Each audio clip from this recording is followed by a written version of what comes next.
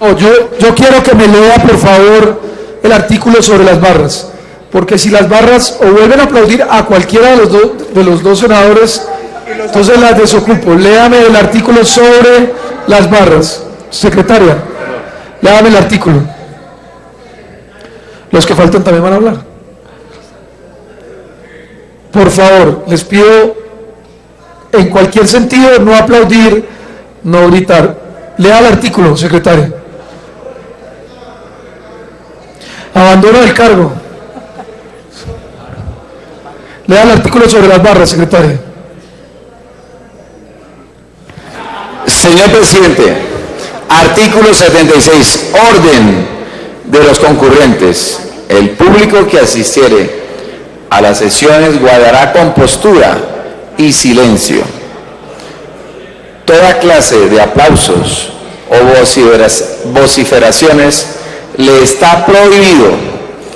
Cuando se perturbe, desorden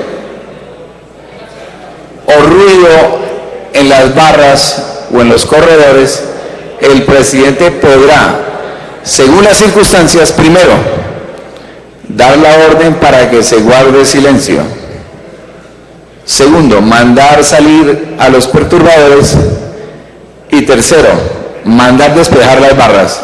Está leído el artículo 76, señor presidente, orden de los concurrentes.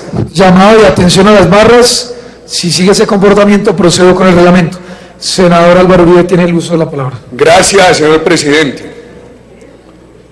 Voy a referirme a algunos temas del no, a las negociaciones que tuvieron lugar con el gobierno, a algunos puntos que consideramos esenciales y no se aceptaron, otros que mejoraron, a la posibilidad que todavía albergamos de que pueda haber una concertación, senador Velasco, en un alto nivel en el Congreso, a la diferencia entre el Pacto Nacional y el Pacto de Implementación, al proceso de refrendación, al tema del alcalde de El Caguán y, por supuesto, al acto legislativo del cual no se ha hablado hoy. Primero tengo que decirle esto al senador Cepeda. Cuando yo dije en aquel momento, voten mientras los metan a la cárcel, hombre, cometió una imprudencia. Se lo he dicho, senador, ya no tengo edad para estar defendiendo aquello en que me hubiera equivocado. Por fortuna, lo que le estábamos pidiendo al Congreso que votara no era una impunidad total para terroristas. Es muy distinto, senador Cepeda. Pero tiene razón usted. Y cuantas veces me recuerdo eso, le ruego el favor de tener en cuenta que es la segunda vez que acepto que fue una imprudencia mía. El no. A ver, cuando ganó el no, vinieron unas palabras del doctor Juan Carlos Vélez. Y en esto hay que ser anecdótico. La verdad es que en unas palabras que yo dije la noche que ganó el no, omití mencionarlo en un protocolo.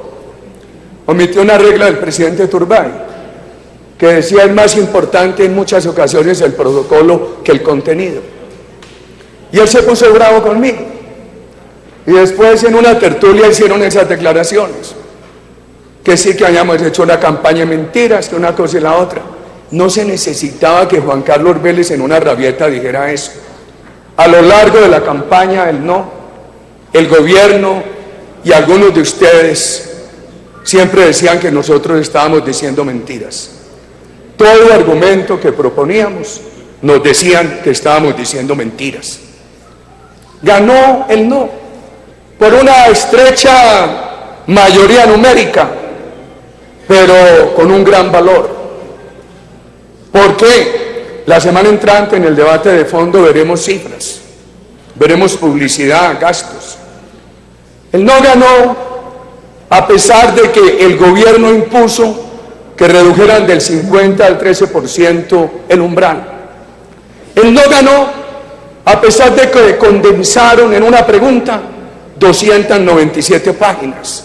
El no ganó, a pesar de que el ministro de Hacienda, al momento de entregar proyectos de regalías, le decía a los alcaldes y gobernadores que tenían que votar por el sí. El no ganó, a pesar de que el presidente de la República, al entregar casas, le decía a los ciudadanos, a los compatriotas que felices recibían la llavecita de su casa, tienen que votar por el sí. El no ganó, a pesar de que el gobierno creyó que con una oferta presidencial de soborno a la noble ciudadanía de Barranquilla era suficiente para que ganara el sí. El no ganó, no obstante que en un país que tiene un porcentaje tan importante de católicos, el Santo Padre horas antes dijo que había que votar el sí. Qué difícil. Ese viernes antes del plebiscito, cuando me abordaban unos periodistas en Cartagena, yo no sabía qué decir sobre lo del Santo Padre. Ustedes no saben lo complicado de eso. Y al otro día, el sábado, doctor Horacio, yo creo que ninguna de las ofuscaciones mías ha alterado nuestra amistad, ni ninguna de las diferencias o estados de ánimo suyos en algún momento la van a alterar. Usted no sabe, apreciado senador Horacio, lo difícil ese sábado cuando en la primera entrevista radial me pregunta un periodista y lo del Santo Padre. Yo no tuve más de otra que echar mano de un recurso. Yo le rezo a la Virgen, y no le rezo por beato, sino porque vivo sobregirado. Y le dije al periodista, hombre, nos tocará rezarle a la Virgen a ver cómo nos ayuda en esto. Él no ganó a pesar del presidente Obama. La opinión pública latinoamericana menos adversa a los Estados Unidos ha sido la colombiana, pero el presidente norteamericano, después de Kennedy, con más aceptación en la opinión pública colombiana ha sido el presidente Obama. Él no ganó a pesar de la ONU. Él no ganó a pesar de ese acto de Cartagena. Habrá que estudiar que ya la firma se había hecho y cómo definieron un segundo evento con toda la comunidad internacional un lunes cuando el plebiscito estaba convocado para un domingo. Yo creo que hay unos méritos. Advierto esto. Procuré, si falto a la verdad me corrigen, y ofrecer excusas. Voy a hablar en primera persona. Procuré en todas las intervenciones de esa campaña no proferir una palabra que hiriera a compatriotas del sí. Muchos de mis compañeros y mi persona repetíamos que nosotros, los del no como los del sí, también queríamos la paz, pero que no estábamos de acuerdo con esos textos. Ahí están las grabaciones. Como cualquier palabra mía en esta vida pública la graban. Fui muy cuidadoso para que también grabaran estas y no hubiera lugar a tener que hacer posteriores explicaciones. A pesar de que ganó el no, y que para muchos, como para Jaime Castro, eximio jurista, era claro que la consecuencia sería la inexistencia del acuerdo, nosotros honramos la palabra. Y desde esa noche dijimos, puede haber con lógica la interpretación de que el acuerdo es inexistente, pero vamos a honrar la palabra. Proponemos un pacto nacional que le haga unas modificaciones a ese acuerdo. Nos dedicamos a eso. Sectores del no, sectores de víctimas, encabezados por Ervin Hoyos, por Diana Sofía Giraldo y por la ilustre colega nuestra, la senadora Sofía Gaviria, participaron allí muchos sectores religiosos, que entiendo van a venir algunos aquí a los debates que ustedes han propuesto. Y nos dedicamos de muy buena fe a buscar modificaciones con el gobierno. Cuando se hizo el último día de esas negociaciones, una reunión ya reducida porque habían pedido que fuera reducida para hacer la bitácora, el índice de temas que se llevarían a La Habana, de la cual yo me aparté por respetar que no fuera tan amplia y que fueran apenas delegados. El informe que tuve de mis compañeros es que los delegados del gobierno habían dicho que una vez examinaran el tema con la FARC, vendrían y hablarían nuevamente con los del no. Eso se negó. El presidente de la República a mí un sábado a las 2 de la tarde me dijo que ya habían cerrado con la FARC, que habían incorporado unos temas que otros no y que era definitivo. Lo único que yo hice fue implorarle, como lo dije en público, que permitieran una revisión de lo que ellos llamaban ese acuerdo final con compatriotas del no, que nosotros teníamos la mejor intención de contribuir a un pacto nacional. Nos cerraron esa posibilidad. Todavía en la reunión del Ministerio del Interior el lunes, seguimos insistiendo nosotros en el pacto nacional. Y nos expusimos, o en ese caso me exponía yo, a una respuesta que yo la esperaba y que se dio de la FARC, cuando se dijo que aprovechando que la FARC tenía en Colombia a sus líderes, nosotros en busca de ese pacto nacional también queríamos hablar con la FARC. La respuesta fue una respuesta, para llamarla con el mejor calificativo, muy dura en contra de mi persona. Y la excusa que mandaron a través de algunas personas es que el gobierno no les permitía reunirse con nosotros. Y lo dijeron, se sabrá a través de personas con quienes hablé, muchos afectos a ustedes que contribuyeron en esas negociaciones. Creo que faltó un poquito de flexibilidad en el gobierno y en la FARC para haber llegado a ese pacto nacional. Más aún, señor presidente, el pasado miércoles, cuando usted amablemente aceptó en la plenaria que ese debate se aplazara y que debió darse ayer, nosotros volvimos a insistir que se hiciera ese pacto nacional y que de pronto se reunieran los voceros de los partidos a examinar las diferencias que teníamos y a buscar construir opciones que las zanjaran. Eso tampoco se oyó. Incluso propusimos que en ese pacto estuviera la justicia, porque hoy hay diferencias en la justicia. Que estuviera CORE, porque todavía hay diferencias. Yo no sé qué va a pasar con lo del doctor Vivanco, porque lo acusan que fue el que introdujo el artículo 28 de la Corte Penal Internacional, y el gobierno hoy en Federal, y que por haberlo introducido él dijo que aprobaba, y hoy el gobierno en las 18 federatas, en una de ellas dice que eso ya está corregido y modificado. Entonces el doctor Vivanco va a corregir, va a modificar, uno no sabe qué pasará con él. Senador Galán, incluso en ese comunicado el lunes propusimos que en ese pacto estuviera el vicepresidente, porque nosotros también hemos escuchado las objeciones del vicepresidente a algunos de estos temas, su desacuerdo con el Tribunal de Justicia Transicional. Nos parecía de la mayor importancia, eso no se aceptó. ¿Por qué digo yo? Y voy a decir, veamos los puntos que resultaron de esa negociación. Hay puntos que se mejoraron. Uno en esto tiene que bregar a tener la menor subjetividad posible. Cuando Tad Zulk acudió a Cuba, mi generación estaba joven, a preguntarle a Fidel Castro si podía escribir una biografía sobre él. Fidel Castro contestó: pero es que tú eres periodista del imperialismo, tú no me vas a tratar con objetividad.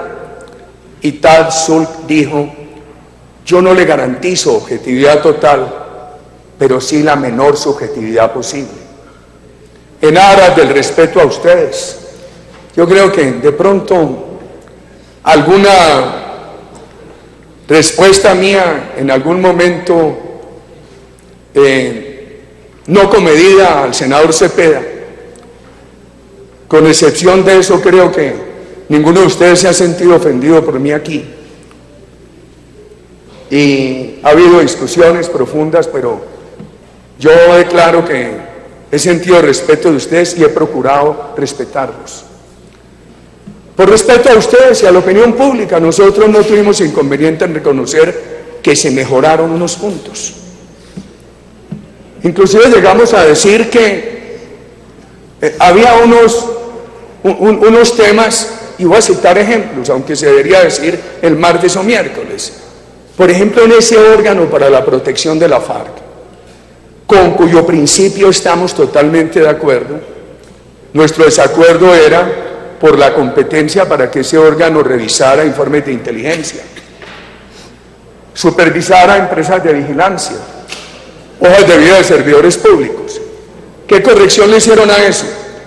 Que ya no harán parte de ese órgano integrantes de FARC, pero sí 2 personas en cuyo nombramiento participará FARC. Nosotros no estuvimos totalmente de acuerdo con eso, pero dijimos, se puede discutir en el Congreso. Discutamos eso en el Congreso. Sobre el tema agropecuario, dijimos, mire, ahí hay unas mejoras. Se acepta que la agricultura campesina pueda coexistir con la agricultura empresarial, etcétera, etcétera. Dijimos, ahí hay otros temas que se pueden discutir en el Congreso. Esto es, cuando propusimos que había temas que se habían mejorado, lo hicimos en nombre de la menor subjetividad y por respeto a ustedes y a la opinión pública. Y también, para ser constructivos, aceptamos que algunos temas en los cuales podrían subsistir algunos desacuerdos, era posible discutirlos aquí, pero quedaron unos temas y el gobierno dijo que eran inmodificables. Entonces dijimos nosotros, si el gobierno dice que son inmodificables, ¿cómo se van a modificar en el Congreso? Y eso fue lo que nos llevó a apartarnos. Quiero citar algunos, a manera de enunciados simplemente. El bloque de constitucionalidad. Ayer vino el doctor Leiva aquí. Entonces, el lunes de fiesta de la semana pasada, hubo una gran discusión en las redes sociales entre el gobierno, algunos miembros de la FARC, dirigentes políticos y abogados. El gobierno decía que había quedado por fuera el bloque de constitucionalidad, los otros no. El mismo doctor Leiva ayer aquí nos confirmó algunos que era claro que el bloque de constitucionalidad quedaba, que no hay que llamarlo como tal, eso lo podemos discutir el martes. Y el gobierno no aceptó modificación. Y saben que el doctor de la Calle, en las reuniones con nosotros, nos había dicho que esos temas no irían a la Constitución. Fueron a la Constitución. Fueron a la Constitución. Otro tema. En el tema también diremos por qué creemos que no hubo modificación en el tema de lo que hemos llamado sanciones simbólicas, que son equivalentes a impunidad total. Miren, un ejemplo de que aún en temas sumamente sensibles, nosotros presentamos alternativas. La mayoría de los del no, mis compañeros del Centro Democrático, dijeron, facilitemos esto, que los responsables de delitos atroces puedan ser elegidos, pero después de cumplir la pena, que son benignas. Yo digo, bueno, por ayudar a esto en contra de mis convicciones, yo lo acepto. Ni eso aceptaron. Porque la verdad es que nosotros, equivocados o acertados, pero de muy buena fe, tratamos de construir opciones, de proponer alternativas. Habrá que discutir aquí, cuando esté ese tema, y preguntarles a ustedes qué va a pasar con los que van a invocar igual derecho. ¿Será una norma por una sola vez o permanente y a futuro? Sobre todos estos temas que ahora les estoy mencionando, el gobierno nos dijo el lunes, nos confirmó que no podía haber modificación. Entonces, si el gobierno dice eso, ¿qué esperanza hay de que el Congreso lo pueda modificar? Nosotros partimos del supuesto que el Congreso no lo va a modificar, porque así perentoriamente lo notificó el gobierno. El tema del narcotráfico. También diremos por qué creemos que no hubo reforma. Y nos parece muy delicado ese tema como precedente para el país, ante las nuevas generaciones de colombianos y ante la comunidad internacional. Mire, un tema bien fácil. Todo el mundo apoya la reivindicación de los derechos de mujer.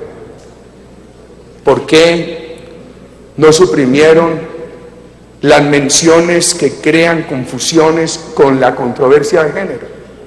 Tan fácil de resolver.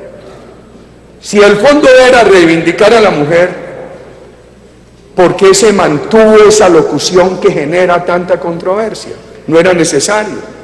Casi que se lo implorábamos al gobierno, compañeros que han estado con nosotros, que son pastores religiosos, se lo imploraban al gobierno la noche del lunes. El tema de las Fuerzas Armadas, también diremos cómo aquí queda un asunto muy delicado por resolver. Yo creo que el acuerdo, y lo vamos a explicar el martes, abre la posibilidad de que la mayoría de los integrantes de las Fuerzas Armadas que están en la cárcel salgan, o que aquellos que están procesados no los lleven a la cárcel, pero las condiciones son graves para la honra. ¿Y sabe qué falta? Y ojalá ustedes lo puedan corregir. Digo ustedes, nosotros estaremos en los debates, pero ustedes tienen la mayoría. No se ha querido construir la posibilidad de que se luche por la honra. Y si bien todos en las Fuerzas Armadas quieren su libertad, muchos quieren tener una oportunidad de luchar por la honra.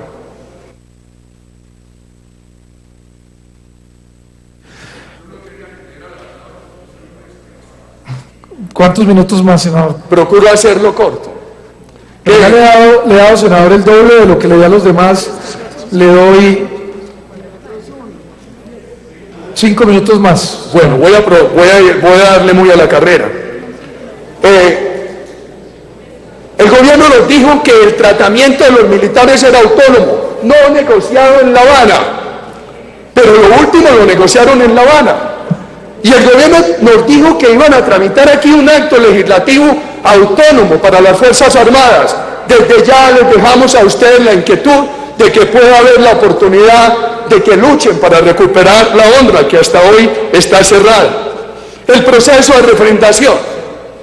Yo diría lo siguiente: si ustedes dicen que el artículo 244 de la Ley Quinta le permite al Congreso de la República pronunciarse favorable o desfavorablemente sobre una política del gobierno, tienen la razón. Que pueden votarla en mayorías y decir la aprobamos, tienen la razón. ¿Qué efectos produce eso? Un efecto político. De ahí que sigue, jurídicamente, o que incorporen los acuerdos por actos legislativos y leyes. ¿Por qué vía? ¿Por la ordinaria o la extraordinaria? Yo discrepo, y lo vamos a denunciar el martes, que algunas personas del gobierno estén buscando que la Corte Constitucional diga que sin referendación plebiscitaria queda activo el acto legislativo extraordinario. Nosotros pensamos que eso sería un desafío a la democracia colombiana. Ahora, ¿cuál es nuestra diferencia con el procedimiento? La Constitución de 1991 definió muy claramente que nuestra democracia tiene un equilibrio entre la representación y la participación. En este proceso, desde el presidente de la República, las normas que aquí se aprobaron hablaron de una refrendación no por la vía representativa, sino por la vía, no por la vía representativa, sino por la vía participativa. Así lo entendió el pueblo colombiano. Entonces sí, el Congreso es expresión del pueblo, es la expresión representativa, pero aquí se adoptó un instrumento de democracia participativa. Cuando la Corte Constitucional en su sentencia dice que para revivir la aplicabilidad del acto legislativo extraordinario se necesita una refrendación popular, nosotros en el contexto de todo este proceso entendimos que esa refrendación era de acuerdo con lo que se había propuesto por el presidente de la República a través de un mecanismo de democracia directa. Pensamos que aquí se le queda mal al pueblo colombiano. Inclusive lo que llegamos a proponer fue, si tienen que reducir esa consulta al pueblo a los puntos sobre los cuales subsisten diferencias, háganlo. Seguramente encontrarán una vía jurídica para decir que la refrendación queda correcta. Ojalá no sea para decir que el acto legislativo especial se puede aplicar por una refrendación del Congreso. Seguramente encontrarán esa vía, pero queda una falta grave ante la historia cuando se le dijo al pueblo que la refrendación sería por la vía de la democracia directa, de acuerdo con los instrumentos de la Constitución del 91, las reglas se le cambiaron. Y uno de los expedientes, de los pretextos, es la violencia. Por favor, ¿por qué se tiene que dejar un gobierno acosar de ese pretexto? ¿Por qué es la FARC la que tiene que imponer esos tiempos? Si los señores de La Habana, el gobierno les concedió el beneficio de que los reconociera la comunidad internacional, de darles toda la protección y todas las garantías. Y todos los colombianos, empezando por nosotros los del no, dijimos que había que darle toda la protección a los 5.600, 700 que están en Colombia. Y entonces buscaron el argumento de decir que la violencia era responsabilidad de los del no. Yo veo que por un lado dicen cómo está pacificado el país, y por el otro lado dicen miren qué violencia desatada por los del no. No olviden que este año ha habido 62 atentados terroristas contra la infraestructura del país. El martes veamos la lista de asesinatos de policías y piensen que si esto se ha hecho con la FARC, ¿qué va a hacer el país entonces con sus disidentes? ¿Qué va a hacer con el ELN? ¿Qué va a hacer con las 3.500 bandas criminales, con 150, 170.000 hectáreas de narcotráfico? Señor presidente, termino con esto. Con algunos de ustedes se ha hablado de la posibilidad de encontrar acuerdos sobre unos temas en el Senado, en la Cámara. Nosotros tenemos disponibilidad sobre otros temas en los cuales ya he hecho una enumeración, y no, si hubiera posibilidades cuanto mejor. Si no las hubiera, ahí subsiste una profunda diferencia. ¿Cuál es nuestra arma? Apelar al pueblo. Nosotros hemos anunciado que vamos a proponerle un referendo sobre uno de esos temas básicos de iniciativa popular. Un minuto. Puede ser bastante gastado los 30 segundos. Yo no creo que sea mal, que se haga mal diciendo este no es el camino de la refrendación. Participaremos en los debates. Lo que se pueda mejorar con la voluntad de ustedes, lo acompañaremos. Hay unos temas en los cuales subsisten diferencias de fondo. El gobierno prefirió descartar el pacto nacional que habría sido tan conveniente, y nosotros, con toda claridad, tendremos que decirles a ustedes que por responsabilidad política con muchos colombianos buscaremos un mecanismo de participación ciudadana para honrar la defensa de los puntos que el gobierno no quiso aceptar. Muchas gracias, señor presidente.